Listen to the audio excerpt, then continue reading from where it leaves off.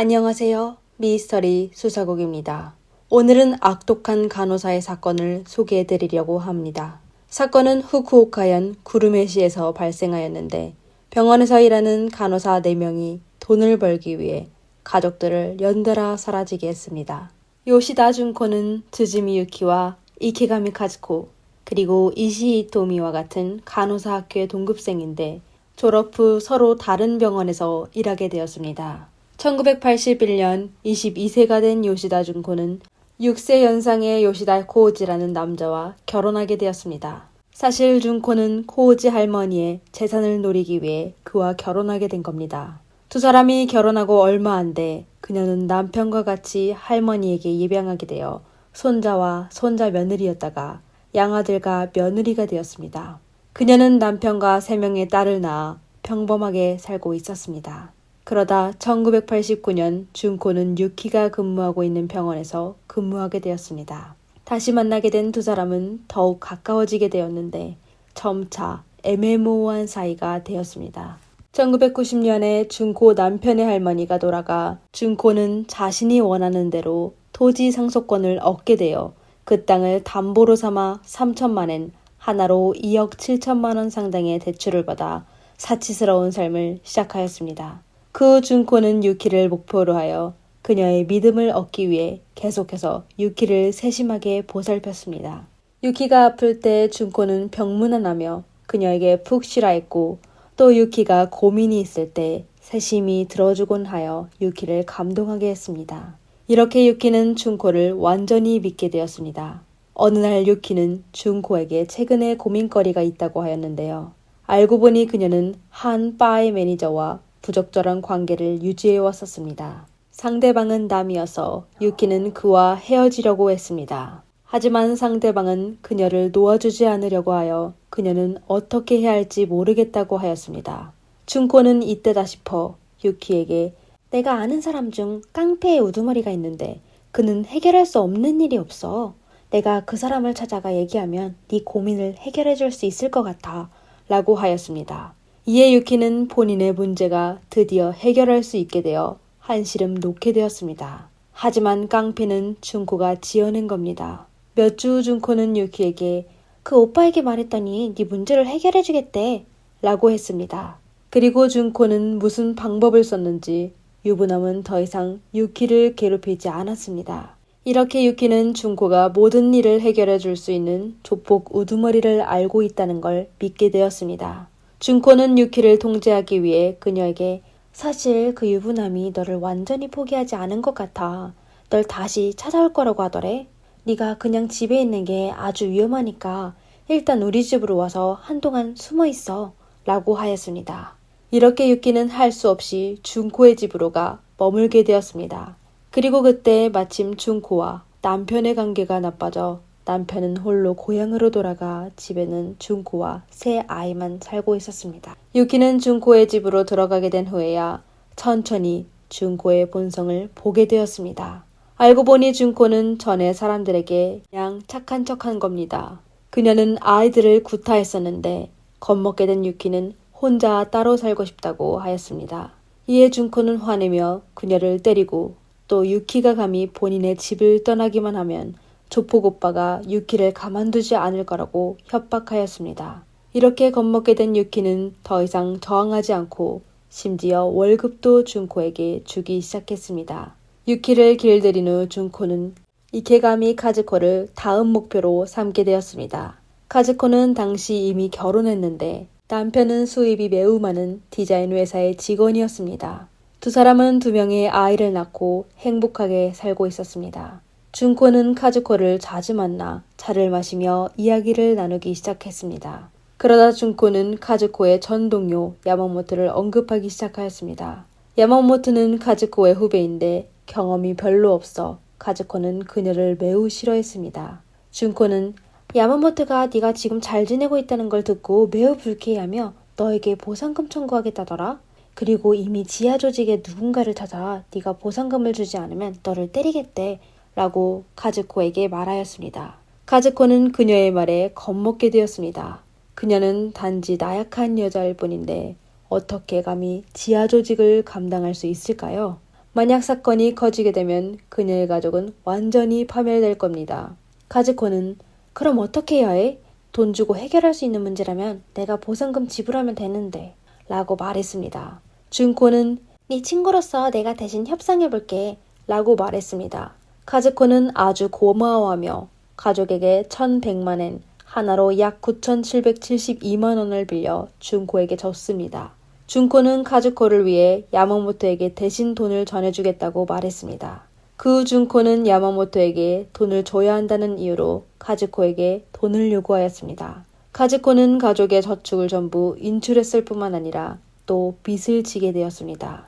1년 사이에 그녀는 준코에게 2,800만엔, 하나로 약 2억 5천만 원을 줬습니다. 하지만 카즈코는 여전히 준코의 거짓말을 알아채지 못했습니다. 게다가 야마모토가 그녀를 찾아가 어떤 일도 벌이지 않아 카즈코는 준코를 더욱 믿게 되어 모든 일을 준코에게 알려주곤 하였습니다.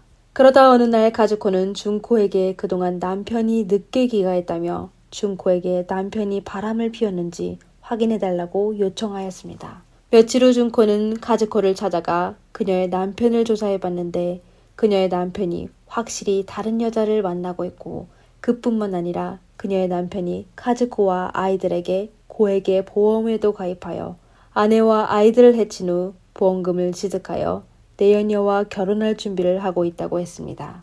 카즈코는 그녀의 말에 충격을 받게 되어 어떻게 해야 할지 몰랐습니다.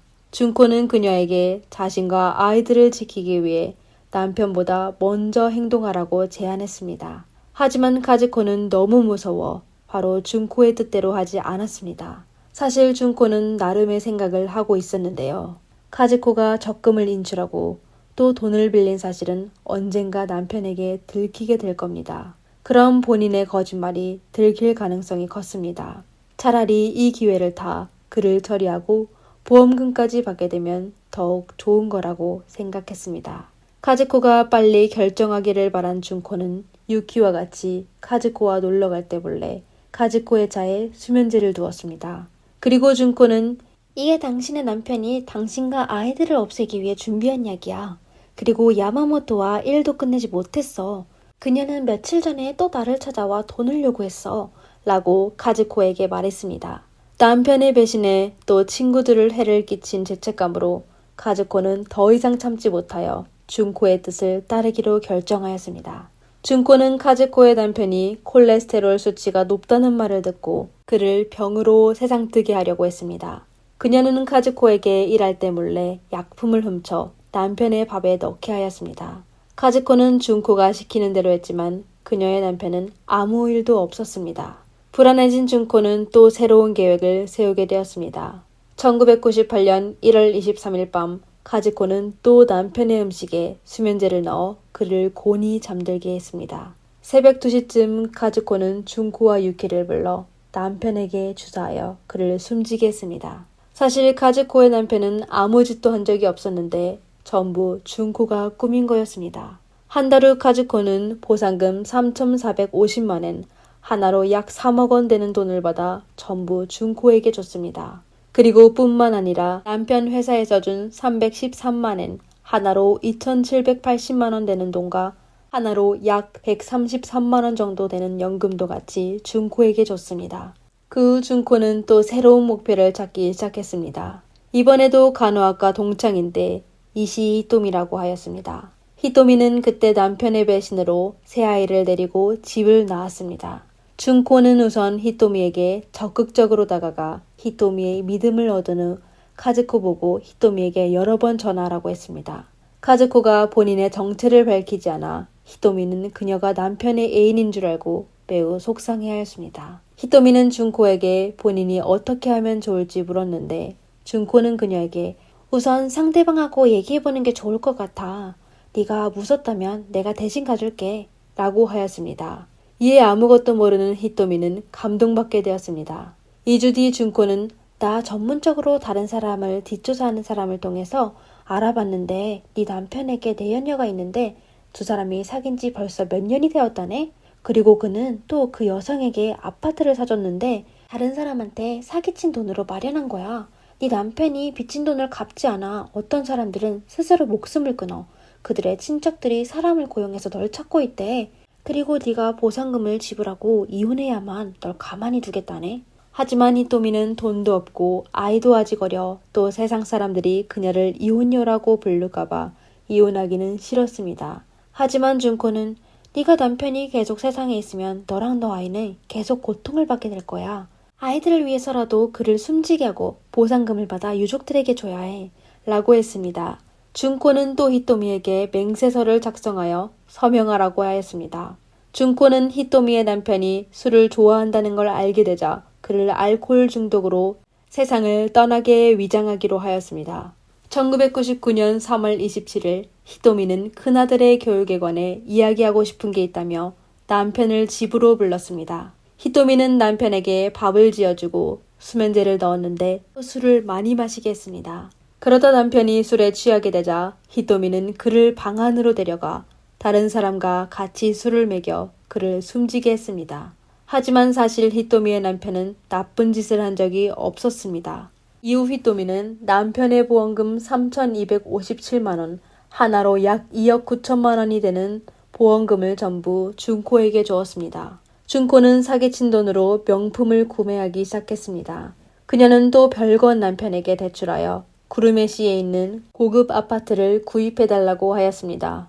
최상층에 위치한 아파트는 침실 4개와 거실 1개로 나뉘었는데 그녀는 세 딸과 함께 아파트로 이사했습니다. 그곳은 인테리어만 해도 1,000만 엔, 하나로 약 8,883만 원이 넘는 돈을 쓰게 되었습니다. 준코는 세 사람을 통제하기 위해 그녀들에게 같은 아파트의 집을 구매하게 하여 유키는 405호, 히토미는 306호, 카즈코는 102호에 거주하게 했습니다. 준코는 조직 오빠가 너희들 보고 내 말을 잘 들으라고 했어. 이제부터 날 여왕님이라고 불러? 라고 말했습니다. 세 사람은 모두 준코의 말을 아주 잘 들었습니다. 그러다 한 명은 준코의 아이들을 돌보고 한 명은 준코의 입원한 아버지를 보살피고 또 한 명은 준코의 집안일을 책임졌습니다. 그리고 준코 본인은 돈만 쓰고 인생을 즐기기만 하였습니다. 준코는 육체적 욕망이 강했었는데 유키에게 매일 밤 요구를 하고 유키가 반항하기만 하면 그녀에게 욕설을 퍼부었습니다. 1년 후 준코의 돈이 점점 줄어들기 시작하여 그녀는 또 사악한 계획을 시작했습니다. 이렇게 그녀는 유키의 어머니를 목표로 삼게 되었습니다. 유키가 거부하자 준코는 히토미를 시켜 병원에서 인슐린을 훔쳐 유키 어머니의 집으로 갔습니다. 다행히도 유키의 행동은 실패하게 되었는데 또 준코를 화나게 했습니다. 준코는 히토미에게 고향으로 돌아가 고향에 있는 땅을 확보하라고 시켰습니다. 이렇게 히토미는 고향으로 돌아가 삼촌과 토지 문제를 논의하다가 삼촌이 뭔가 이상하다고 느껴져 히토미를 데리고 경찰서로 가 신고하였습니다. 2002년 4월 경찰은 준코가 포함한 4명을 전부 체포하였습니다. 요시다 준코는 1959년 7월 10일 후쿠오카현 야나가와시에 태어났습니다. 아버지는 자위대 출신이었으며 제대 후 자동차 수리점을 운영하였습니다.